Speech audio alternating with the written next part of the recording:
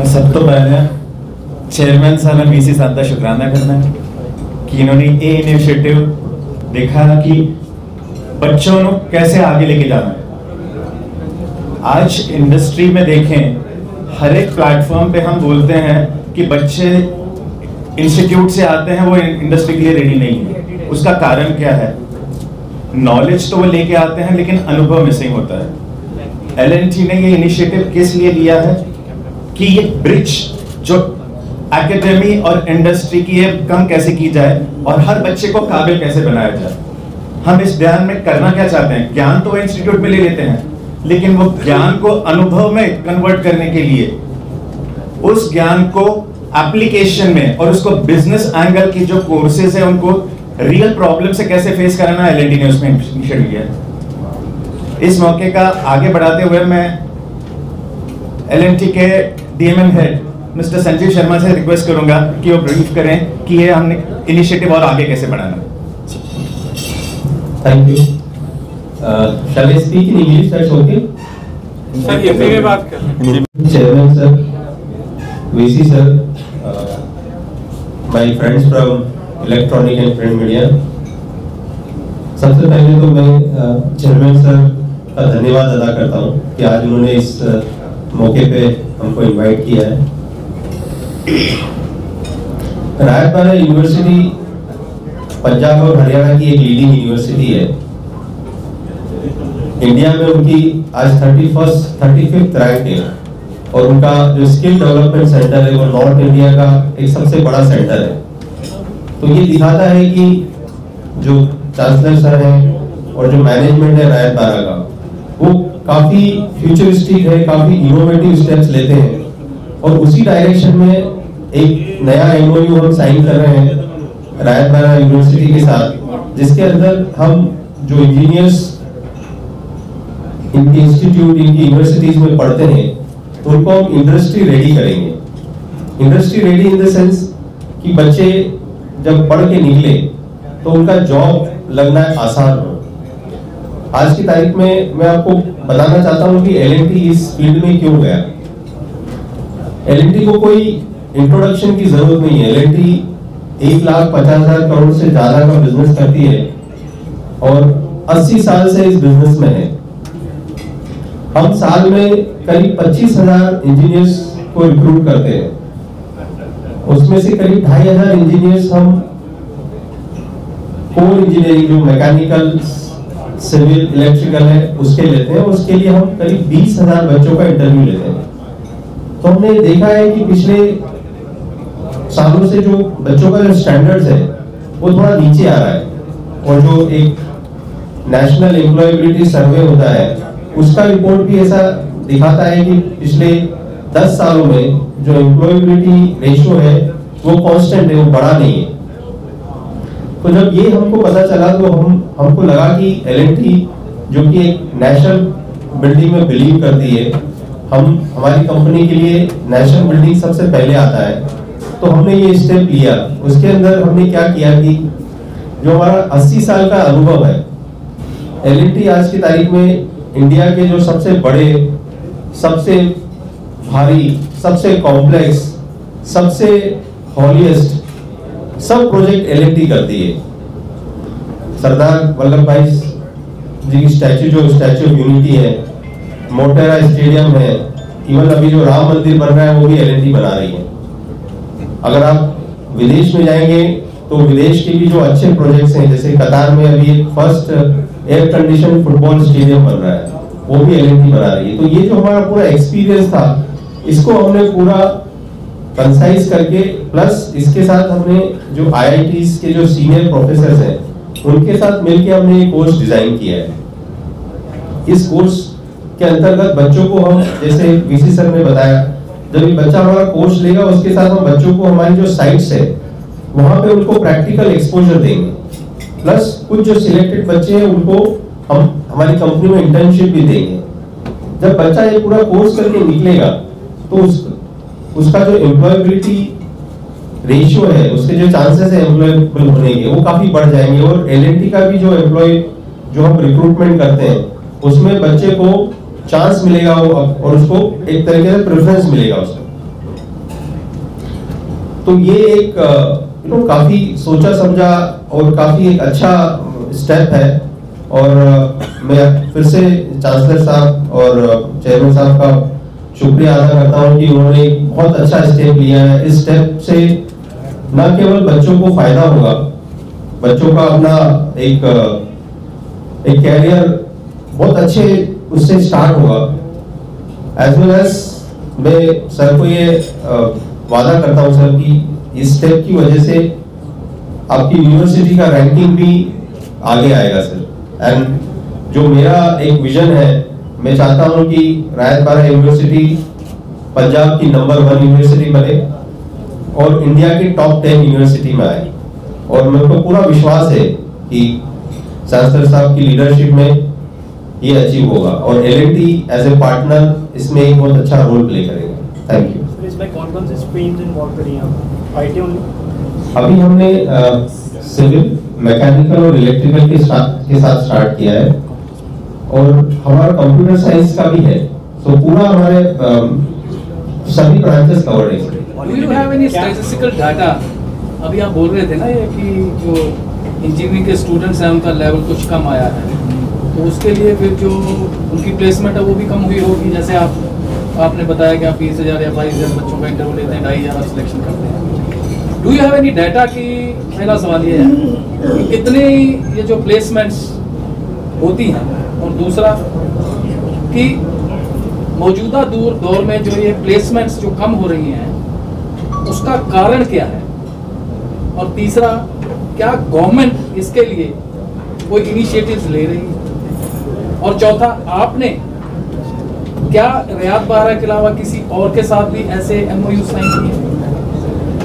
हार्दिक भाई, आप सीक्वेंस थोड़ा मेरे को फिर से याद दिलाइएगा। जो पहला आपका जो क्वेश्चन है उसमें एक नेशनल एम्प्लॉयबिलिटी सर्वे होता है, तो उसका जब मैंने मेंशन किया था कि वो 2010 में हुआ था, तो 2010 से अभी तक उसका रेशियो सेम है, तो इम्प्रूव नहीं हुआ है। उसमें अराउंड 40% जो बच्चे हैं उनको इंटर्नशिप मिलती है और करीब अराउंड 36% जो बच्चे हैं उनको एक कोई प्रोजेक्ट करने को मिलता है जो उनकी सब्जेक्ट या जो स्टडी से रिलेटेड है। तो ये एक सर्वे गवर्नमेंट ऑफ इंडिया करती है, उसका मैंने आपको रेफरेंस दिया। आपका दूसरा सवाल क्या था? कारण क्या है इसका जो प्लेसमेंट जो कम होती जा रही है, इसका कारण क्या आप समझते हैं? सर स्किल देखिए, जो एजुकेशन है, एक होता है कि आप पढ़ा रहे हो, दूसरा उसका प्रैक्टिकल जो अप्रोच है, तो वो एक गैप आ गया उसमें। जो कोर्सेज हैं, वर्ल्ड आगे चला गया, टेक्नोलॉजी नहीं आ गई है, तो वो जब एकेडमी और इंडस्ट्री एक साथ जुड़ेंगे तो जो गैप है वो फिल हो जाएगा और बच्चों को एक तरीके से प्रैक्टिकल एक्सपोजर मिलेगा। तो जो इंडस्ट्री को क्या चाहिए बच्चों में, वो अगर इंडस्ट्री बच्चों को पहले ही बता देगी तो उनका जॉब मिलने के चांसेस काफी बढ़ जाएंगे। रियात बारा के अलावा आप किसी और जो यूनिवर्सिटी है उसके साथ भी कोई हम साइन करते हैं? जी, हम लोग क्योंकि एक अच्छा इनिशिएटिव है तो हम काफी यूनिवर्सिटीज के साथ जा रहे हैं। स्टूडेंट को इंडिया में भी अपॉर्चुनिटी मिलेगी L&T के, तो उसके बाद क्या बाहर भी उनको जॉब की? जब बच्चों में स्किल्स होंगे तो उनके लिए कोई इंडस्ट्री का रिस्ट्रिक्शन नहीं होगा। हम मार्केट फिक्स नहीं करना चाहते, हम उनकी काबिलियत बढ़ाने के ऊपर फोकस कर रहे हैं। इसे ऑन द जॉब ट्रेनिंग कह सकते हैं, live project on the detail जो आपका क्वेश्चन है, मैं भी आपका पहले तो सभी लोगों का धन्यवाद, थैंक यू करता हूँ। आप लोग अपना कीमती टाइम निकाल के, हाँ जी, इनको नहीं समझ पड़नी आ जाएगी सर, तो मेरे साथ बैठे हैं ये, इनको भी पता चल जाए। चलो जी, बहुत धन्यवाद साਰਿਆਂ ਦਾ। सर ਇਹਦਾ ਜਿਹੜਾ ਮੋਟਾ ਜਿਹੜਾ ਪਰਪਸ ਆ, ਮੇਰਾ 22 ਸਾਲ ਦਾ ਤਜਰਬਾ ਆ, ਮੈਂ ਐਜੂਕੇਸ਼ਨ ਸੈਕਟਰ ਦੇ ਵਿੱਚ ਆਇਆ। ਜਿਸ ਵੇਲੇ ਅਸੀਂ 2001 ਦੇ ਵਿੱਚ ਇੰਜੀਨੀਅਰਿੰਗ ਕੋਰਸ ਸ਼ੁਰੂ ਕੀਤਾ ਸੀ, उस वेले लोगों की फर्स्ट चॉइस होंदी सी कि सानू मैकेनिकल च सीट मिल जाए, सिविल च सीट मिल जाए, तो इलैक्ट्रॉनिक्स या इलैक्ट्रीकल च मिल जाए। तो हौली हौली ट्रेंड इदां दा आ गया कि अज जिहड़ियां तिन्ने ब्रांचां किसी भी कॉलेज किसी भी यूनिवर्सिटी दे विच बच्चा सीटां लैके खुश नहीं हैगा। सो उहदे वास्ते असीं भी काफ़ी शेर तो एफर्ट्स करन लगे, उस इंडस्ट्री नूं कह रहे सीगे इंडस्ट्री जदों तक अगे नहीं आऊँगी, इंस्टीट्यूशन जिन्ना मर्जी काम कर लैन, बच्चे का इंटरस्ट नहीं बनना। ਸੋ LNT ਨਾਲ ਸਾਡੀ ਬੜੇ ਲੰਬੇ ਟਾਈਮ ਤੋਂ ਗੱਲਬਾਤ ਚੱਲਦੀ ਸੀ ਕਿ ਅਗਰ ਤੁਸੀਂ 3 ਬ੍ਰਾਂਚਾਂ ਨੂੰ ਚਾਹੁੰਦੇ ਆ ਇੰਡੀਆ ਦੇ ਵਿੱਚ ਰਹਿ ਜਾਣ ਤਾਂ ਤੁਹਾਨੂੰ ਅੱਗੇ ਆਉਣਾ ਪੈਣਾ, ਤੁਹਾਨੂੰ 2 ਸਟੈਪ ਅੱਗੇ ਆਉਣਾ ਪੈਣਾ। ਸੋ ਇਹਨਾਂ ਨੇ ਵੀ ਸਾਡੀ ਪ੍ਰਪੋਜ਼ਲ ਨੂੰ ਐਕਸੈਪਟ ਕੀਤਾ, ਜਿਹਦੇ ਵਿੱਚ ਇਸ ਮਾਡਲ ਦੇ ਵਿੱਚ ਖਾਸੀਅਤ ਕਿਆ ਹੈ, ਜਿਹੜਾ ਵੀ ਬੱਚਾ ਇੰਜੀਨੀਅਰਿੰਗ ਕਰਦਾ ਉਹ 4 ਸਾਲ ਦੀ ਇੰਜੀਨੀਅਰਿੰਗ ਹੁੰਦੀ ਆ, ਉਹਦੇ ਵਿੱਚ 8 ਸਮੈਸਟਰ ਹੁੰਦੇ ਆ। ਹੁਣ ਪਹਿਲਾਂ ਕੀ ਹੁੰਦਾ ਸੀ, ਅਸੀਂ ਜਿਸ ਵੇਲੇ ਪਲੇਸਮੈਂਟ ਹੁੰਦੀ ਸੀ 7ਵੇਂ ਸਮੈਸਟਰ ਦੇ ਵਿੱਚ ਬੱਚੇ ਨੂੰ ਟ੍ਰੇਨਿੰਗ ਕਰਾ ਦੇਣੀ ਇੰਡਸਟਰੀ ਦੇ ਹਿਸਾਬ ਨਾਲ, 20-25 ਦਿਨ ਦਾ ਇੱਕ ਕੋਰਸ ਕਰਾ ਦੇਣਾ।